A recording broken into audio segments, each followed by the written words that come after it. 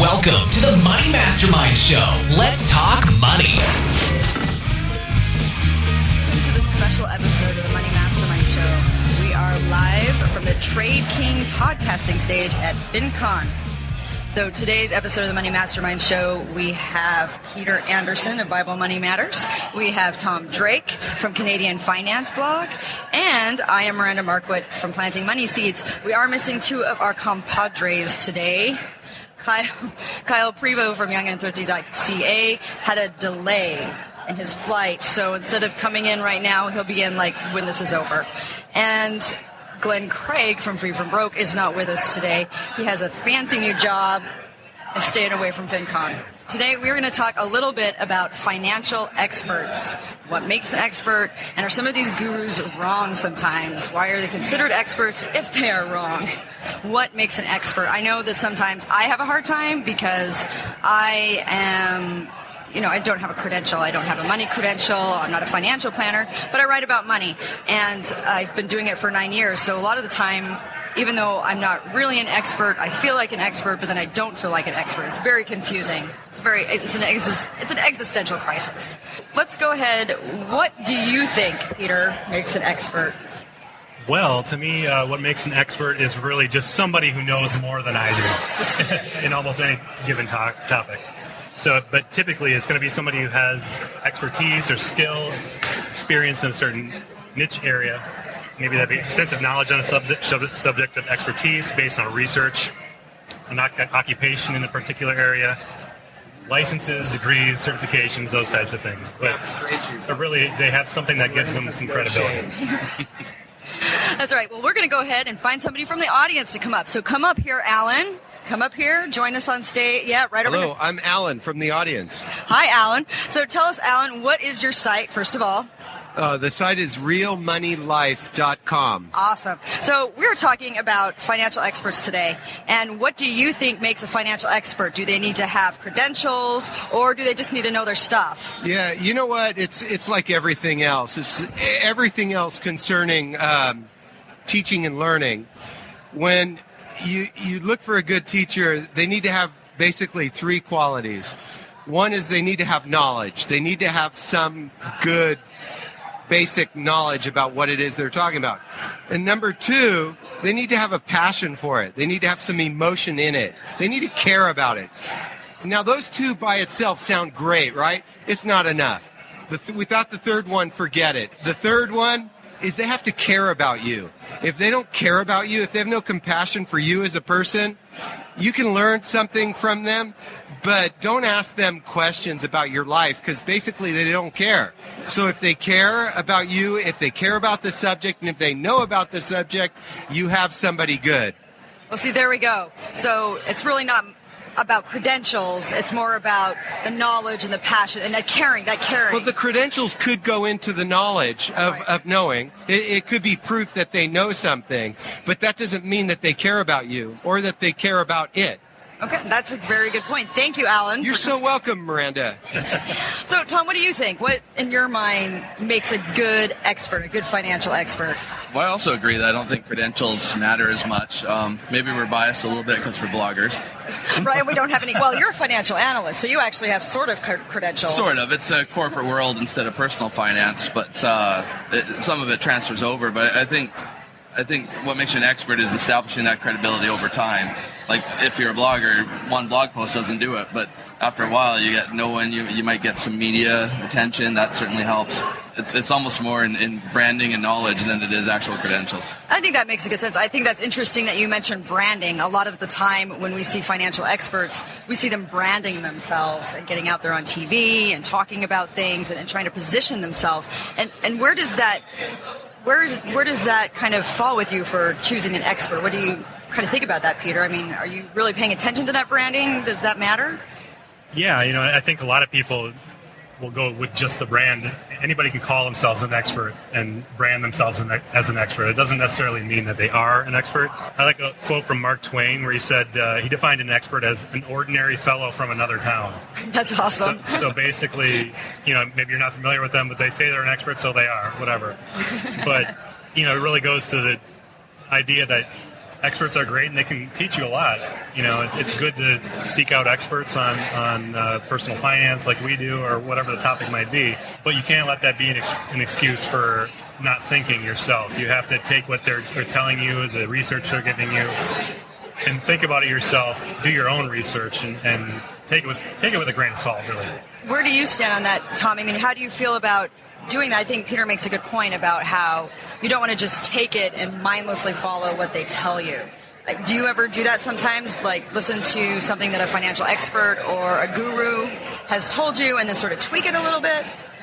Well, sometimes it's hard not to listen to them because of that branding. Like, if someone's just so well known as an expert in something, it's hard not to kind of trust in that a little. But you certainly want to take it with a grain of salt on what you're actually hearing, and sometimes people get outside of their expertise and start talking about other stuff like 12% returns and stuff that doesn't always apply under their regular expertise. Isn't 12% returns normal, right? Of course. Yeah, every year.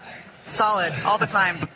Yeah, and that really comes to it, too. When you are looking to experts for information and advice, you need to know what they're an expert in. I mean, you need to know, okay, Dave Ramsey, he's really good with budgeting and debt.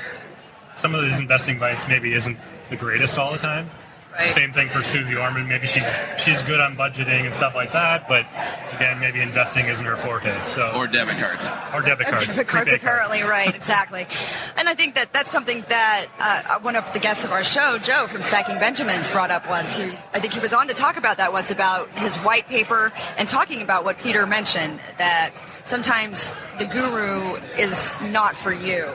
And you need to figure out where you're at in your own money situation before you decide who you're going to follow. So now that we're talking about gurus a little bit, Tom, tell me, do you have a favorite financial expert or a favorite financial guru? Who is it?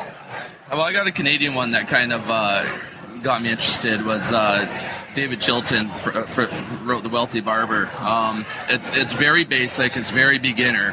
At that point, I was literally getting into kind of being interested in my personal finances. So someone like that, like you said, at a certain stage, was perfect. It was written almost like you're reading a novel, not a self-help book. That makes it interesting. So I think that's engaging. So did it make you want to learn more about money and how money works? For sure. From there, I went on and started reading blogs and everything, and finding little pieces of information, like in 500 words kind of thing. You tackle one little thing, and I found that more actionable in the long run. And I think that you make a good point, though, too, is it's something that you want that's actionable. A lot of the time we get these gurus out here and it's kind of like a rah-rah kind of thing. And really, you don't really want to just feel like, oh, hey, I can do this. You really want some step-by-step thing that actually tells you how you can do this. What about you, Peter? Do you have any sort of personal favorite financial expert or somebody that you like? Well, I think even though I just put him down, Dave Ramsey has always been a favorite of mine. Guilty pleasure, maybe. In part because he's what really got me into personal finance and got me thinking about my finances. I started my personal finance blog right around the time I was taking Dave Ramsey's Financial Peace University class. While, like I mentioned, investing advice maybe isn't always the best, he is really good on getting rid of debt, getting a budget, and getting your finances in order without making excuses. So I went through that class and I really enjoyed it. And since then, I've actually had the chance to talk to him on the phone. That was kind of a fanboy moment for me. So I'm going to have to say Dave Ramsey. Sherry Ann Crumbly. Sherry Ann, tell us real quickly, what's your blog? Well, we have two blogs. The first is knsfinancial.com, and the other is fatguyskinnywallet.com. One of my favorite financial experts. Okay, I would say Bob from Christian PF. Oh, see, now we're getting some love out here to the other bloggers.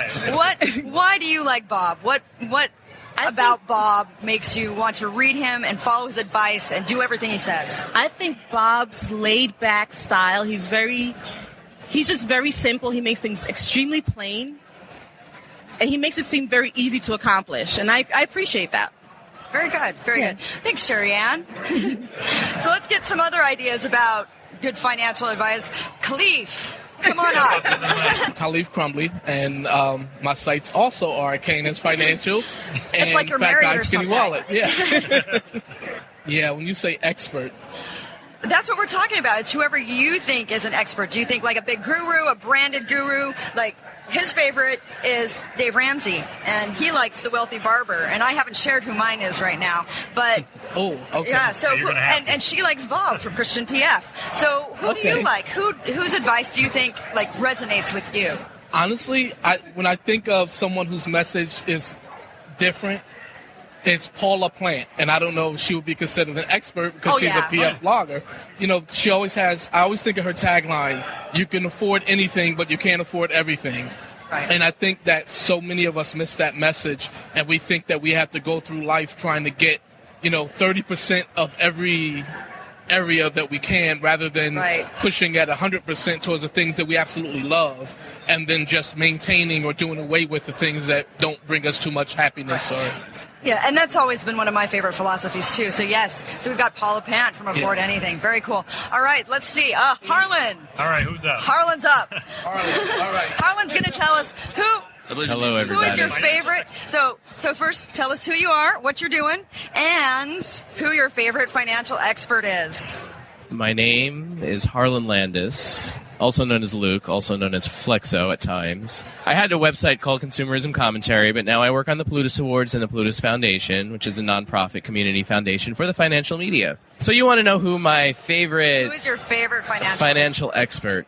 Well, I'm going to say something interesting, and it's probably not someone most people would consider a financial expert. That's perfect. Do it. This is someone who said something to me at a time in my life where I needed to hear something that would change my life, and that is my dad. See, very good. Very good. He said to me that I needed to get my life in gear after I went through a series of very unfortunate events in my life, and I ended up moving back in with him and his new girlfriend, and so I needed to hear what I needed to hear. He said the right thing at the right time, and thus he's an expert See, to and I me. think that's a very good point. We were talking about that earlier, about how sometimes financial experts don't have big credentials, but they can still be very helpful. Let's go to Brian. Hi, Brian. Hi, how are you? Doing well. How are you? Good. So why don't you tell us what's your site and My site is Simple Financial Lifestyle. and who's your favorite financial expert? You know, that's a good question. Most of my financial information that I've learned throughout my life with my parents. Very good. You know, they've kind of really instilled in me to not have any debt, to really live with below your means instead of trying to just, live within, try to live a lavish lifestyle that you really can't afford. So not creating debt. And recently, my mother was in town, recently visited me, and she reminded me of that. She's like, hey, you're doing a really good job of not getting in debt. So I would say that's been my financial expert who's actually helped me a lot in my life to do this. I mean, and also from an investment standpoint, I think Warren Buffett, he's a value investor. He's the one that kind of looks at, something that's undervalued and try to add some value to that. So I would say those would be the two individuals. That's awesome. So I think that both Harlan and Brian make good points that sometimes your experts are people that you know in your life. So what do you think about that, Peter? I mean, do you see that in your life as well? Oh, yeah, of course. Yeah, you know what? I had written down here that some of the first experts that we see in our lives are our parents. First it's our parents, then we see our teachers. And if we're not careful, however, we can fall prey to what author David Friedman calls the Wizard of Oz effect, the idea that there's always somebody smarter than us, and that kind of makes it so we just accept what people say at face value without ever looking into it ourselves. Those first experts we ever see is our parents. That's the first people that we look up to and we believe have expertise. Okay, that's awesome. So now we're going to get a little dark. We're going to talk about bad financial advice, because sometimes experts tell us things that maybe aren't the best idea. And so we'll go ahead and start with you, Tom, and then we'll start pointing at people in the audience again. But we'll go ahead and start with you, Tom. Tom, what is some of the worst financial advice you have ever heard? That's a good question. I think I already probably hit on this with the making someone think that they can get returns that they can't. But Right. Anytime that someone's kind of saying something that sounds almost too good to be true, it's the same with any make money fast kind of statements. It doesn't always work that easily. And anytime that people are just reaching a little too far with their statements, it's not always disastrous advice, but it's just useless advice. Right, and I think that's a good point. Sometimes it's not like actively harmful, but it's really not helpful either. Yeah. So, Eric, welcome to the show. Thank you. So, Eric, go ahead. Tell us where you're from. Where I'm from, where I live? No, where's your site? We don't need your address. We don't need your address. Oh, because, people can't tell if I'm from New York or from Jersey, apparently. So, Hey, just wanted to make sure. Well, I wasn't the one who said you were from Jersey. That was someone else. All right, so tell us, what's your site? My site is Nalaversity. Okay, and your other site? The site I'm building is Entrepreneur. Oh, nice. Yes, that's the entrepreneur side of the original concept of my planning. All right, very cool. So, so the fun thing about having Eric on right now is he has actual real credentials, which is super fantastic. He's like an accountant. So Eric's going to tell us the worst advice he's ever heard. What is the worst financial advice you've ever heard? It can be from an expert or somebody. We'd love it from an expert, but even if it wasn't, what's the worst financial advice you've ever heard? Well, basically, anything that you see in magazines is, to me, horrible advice because it's all broad-based and never fully expanded upon, especially when it comes to tax advice. You have a lot of articles that say, these are the 10 deductions that you should not overlook, and then they make it sound like everybody is going to qualify for them, but they never mention anything like you have to be able to itemize in order to take advantage of the deduction. Or, if you're in a certain situation, you're going to be disqualified from a certain credit. That's interesting, yeah. The tax thing is a really big one that can hurt you in the very long run. Yes, because, not only can it hurt you in your pocket by, having to pay extra taxes now, down the road if you get audited and they find that you did screw up or somebody screwed up on your behalf, then they could come back for you for penalties and interest. Right. And that's never a fun thing. No, it's not. I'm looking for a new accountant right now because, well, you know this, I told you, because my last accountant messed up, could not handle the 2 different states that I had last year for my taxes. Yes. Totally messed it up, and I ended up owing an extra $1,200. And even after I looked through, I went, oh. And part of my problem was I trusted his expertise, and I didn't go through my tax return like I should have before letting it just be off. Well, because, it was a busy time. I'll tell you, I actually turn down clients if they are in a situation like that, especially in California where, everything is taxed on every level. And, not everybody has that self-awareness to say, hey, I don't know enough about this to charge somebody to do it for them. And that gets people into trouble too. And it also gives some industries a bad rep. Right. Where you have, a lot of people that say, hey, my tax guy, he got me, a $5,000 refund and I only paid in $200 during the year. Man. That's not right. So you have to be careful, especially, when it comes to taxes or anything involving your money. That's a good point. You don't want your money being screwed with. No, you don't. Thank you, Eric. All right, Kirk, tell us where you're from and what is the best the worst. We're on the worst financial advice. What is the worst financial advice you've ever heard? My name is Kirk Chisholm. I'm from Boston, Mass. I'm a wealth manager. It's hard to say what's the worst advice. I've heard a lot of really bad advice. I would say maybe that whole life insurance is an investment. That may be some of the worst advice I've heard. And all the insurance agents are now coming for you. Coming for your head. I'm licensed to sell insurance, and I don't do it. So. Nice. Well, there are days that I think that maybe I should it's not very hard, right? No, it's actually quite easy. Now we're really treading actually, surprisingly, a lot of the tests that you have to take to be licensed are quite easy. I think the one to be the 65 to be a registered investment advisor and investment advisor representative is actually one of the easiest. But the insurance one's quite easy as well. So now this brings up something I've kind of wondered about, because a lot of the time right now, my parents were telling me, oh, well, my insurance agent is our financial planner now. And does that make sense? Is that the sort of expert that you want to be your financial planner? So at the risk of, really having all the insurance people hate us so much. Really, is that the sort of expert you should be turning to for your money? How much time do you have? Well, let's see. We're doing good. 40 more minutes. Keep it going. Yeah, go. All right. I guess I'll say it like this. The funny thing about the financial field is there are many different titles. and there are many different licenses that you can get. And unfortunately, the title of financial advisor is meaningless. You could work at a gas station, be called yourself a financial advisor. I could be a financial coach. Right. There is no title designation. You can be licensed, non-licensed. You can call yourself a financial advisor. It just doesn't matter. And unfortunately, I think a lot of the professionals use that to the detriment of the investing public, is they're deliberately vague about their description of what they're doing. So the investment public, who barely knows these terms anyway, gets confused. So an insurance agent, a mortgage broker, financial advisor, a investment advisor, all these different people can call themselves a financial advisor, and the customers, they just don't know. They assume, oh, they're looking out for my well-being. They understand how to do a financial plan. I heard a story at one of these conferences a few years ago that there was an insurance agent in the Midwest who apparently is one of the most successful in terms of sales insurance agents who had their investment advisor license so they could sell more insurance. Maybe they were providing a value, but I just don't think that's right if you're doing things to, let's say, somewhat deceive people. Right. And I'm not saying they're providing bad advice. It just seems like it doesn't seem as transparent as it probably should be.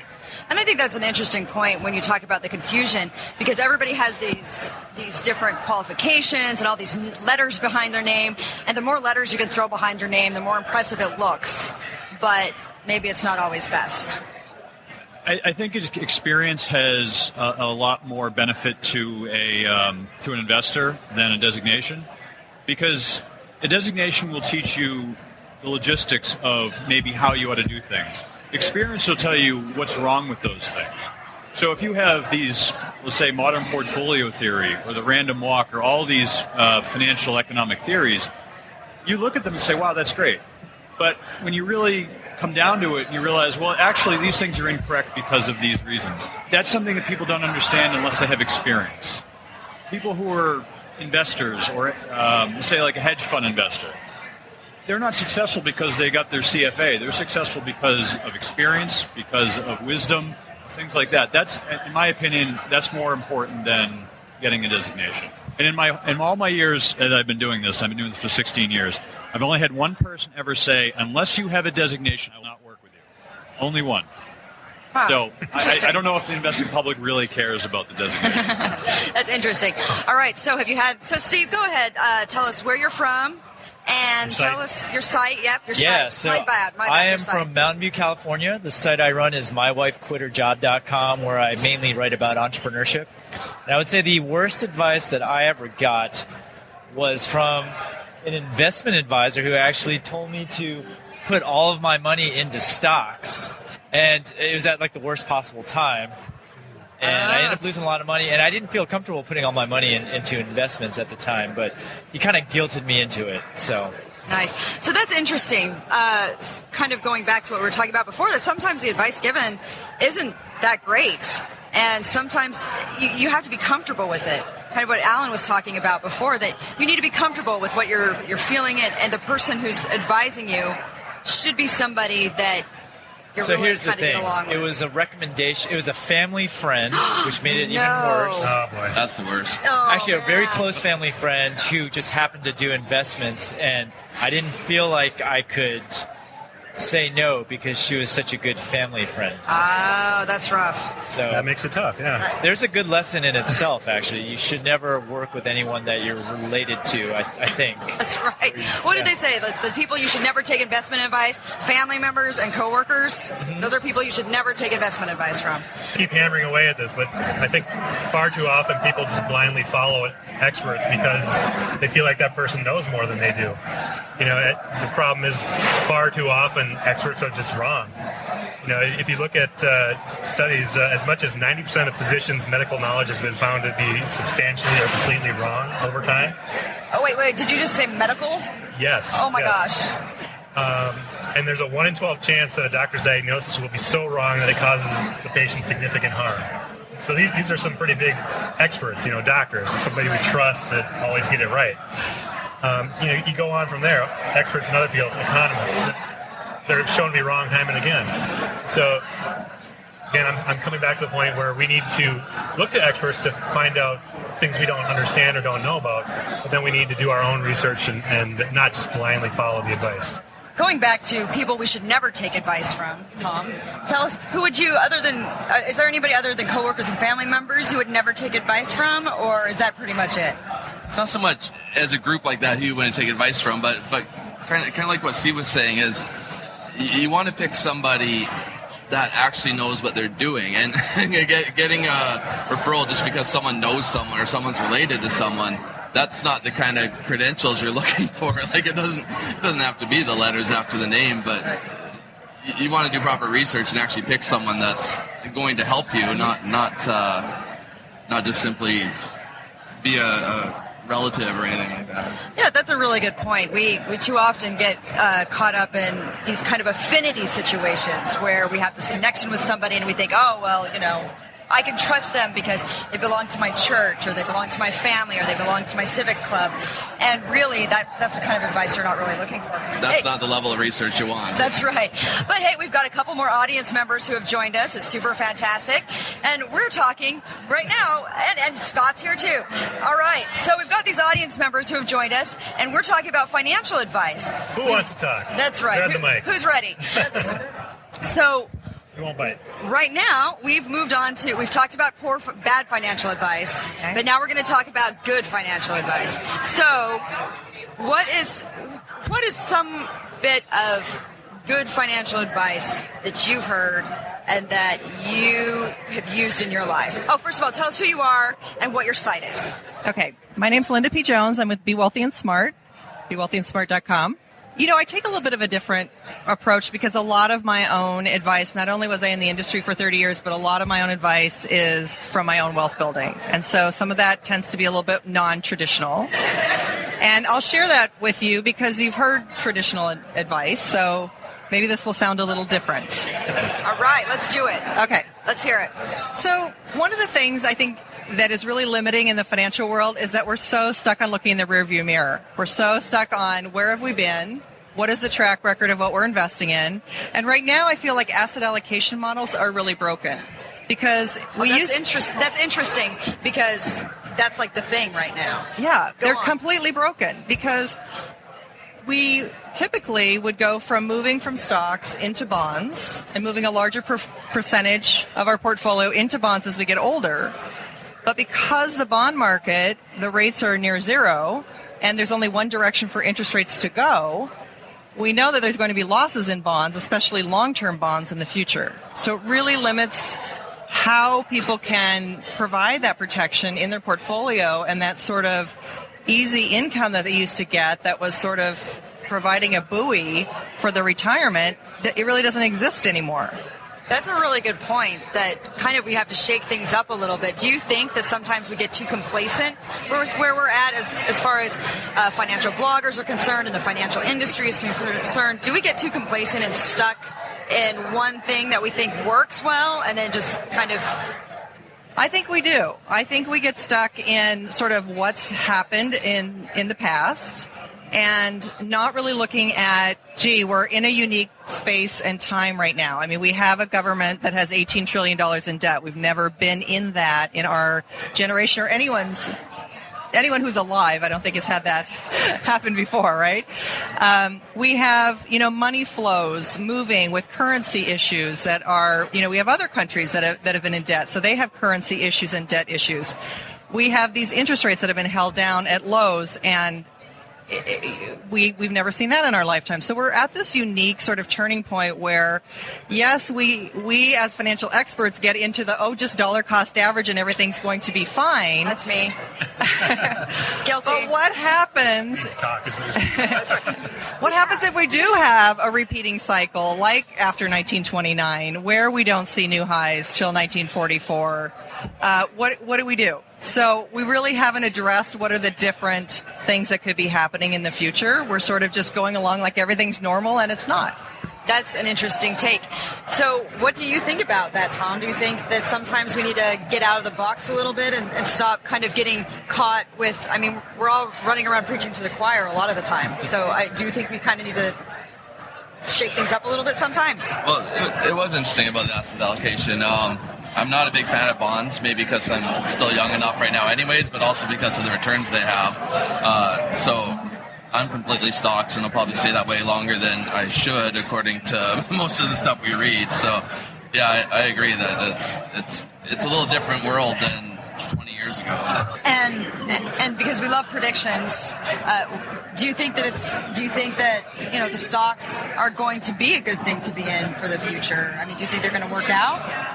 I think so. I'm always a big fan of stocks. So I kind of like them to be lower right now, just so I could buy more. But you can't control that either. But yeah, I don't know. I'm fully into stocks, whether it's indexing or dividend stocks directly, but completely stock market.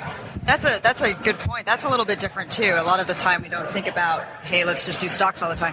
So we've got another guest with us to talk about financial experts. Move over, Miranda. That's right. Watch out. This is my show now. That's right. Joe's here and he's going to do Stacking Benjamins. What's happening? So Joe, tell us what your site is, which we already know is Stacking Benjamins, so never mind. Yes. And tell us, what is the worst piece of financial advice you have heard? Wow. You know what? I can't think of one. I'm not that quick on my feet. But I'll tell you this. It's usually when we have a rule of thumb. Just being a guy that was a financial advisor for 16 years, most rules of thumb drive me crazy. Probably okay, here it is. Invest your age in bonds. Has anybody said that one before? We were just talking about asset allocation. And invest your age in bonds is the dumbest thing I've ever heard.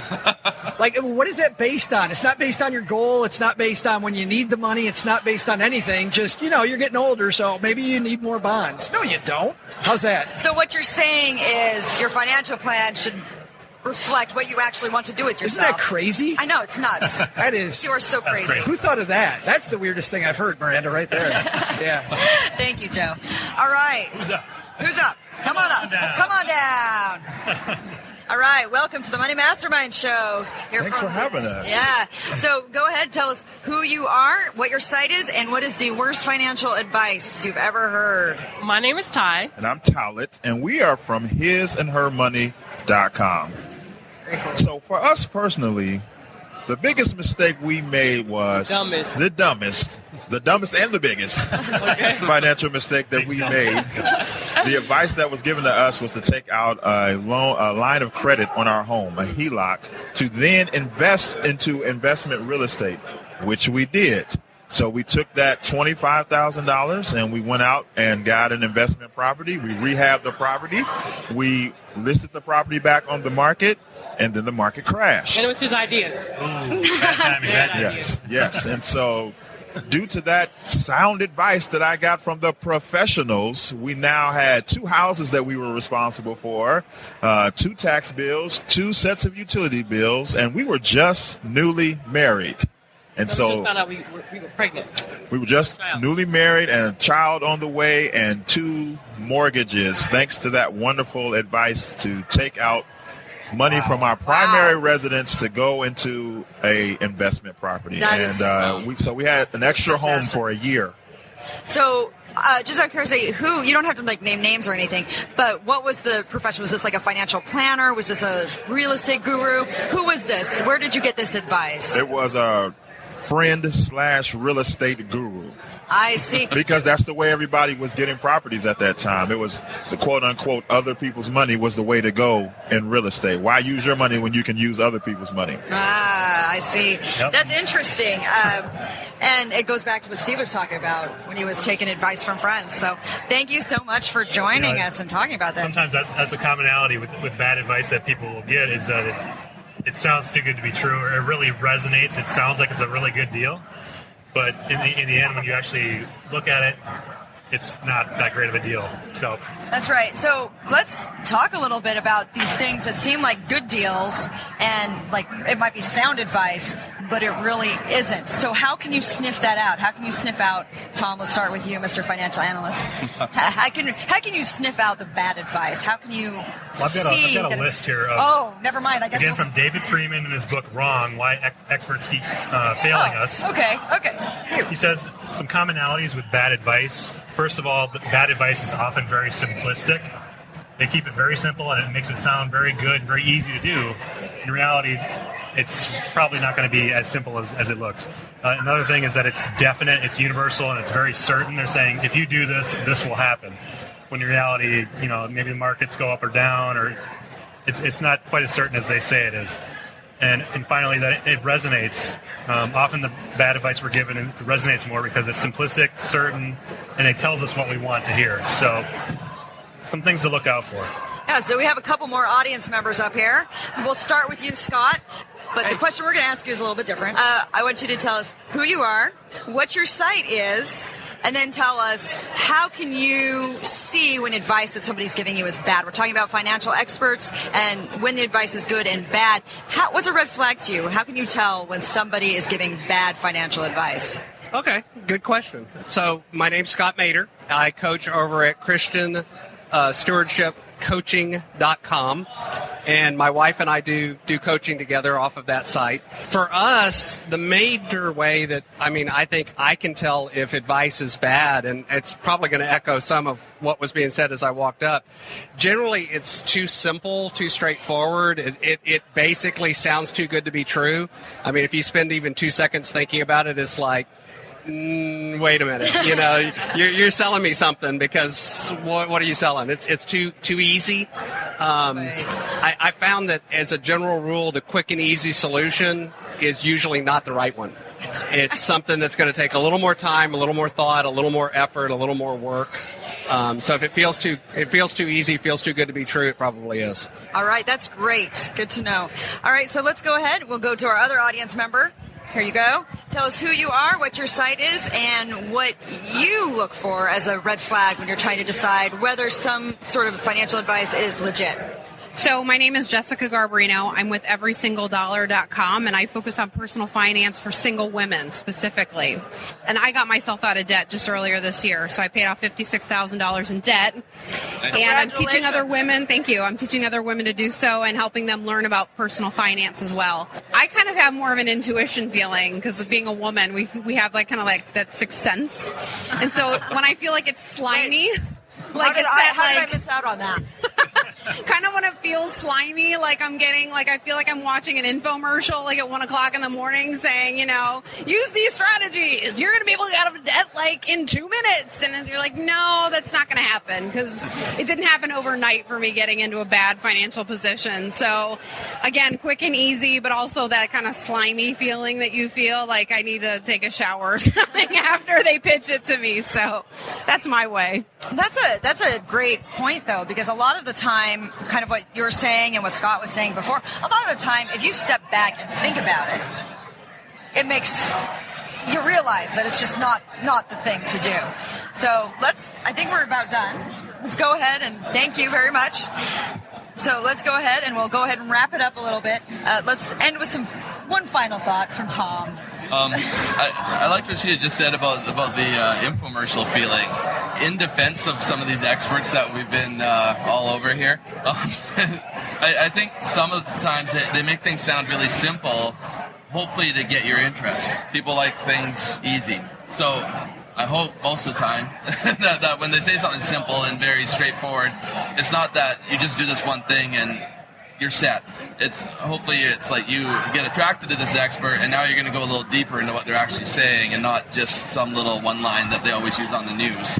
So a little bit in defense of some of the experts. Yeah, not all financial experts are bad.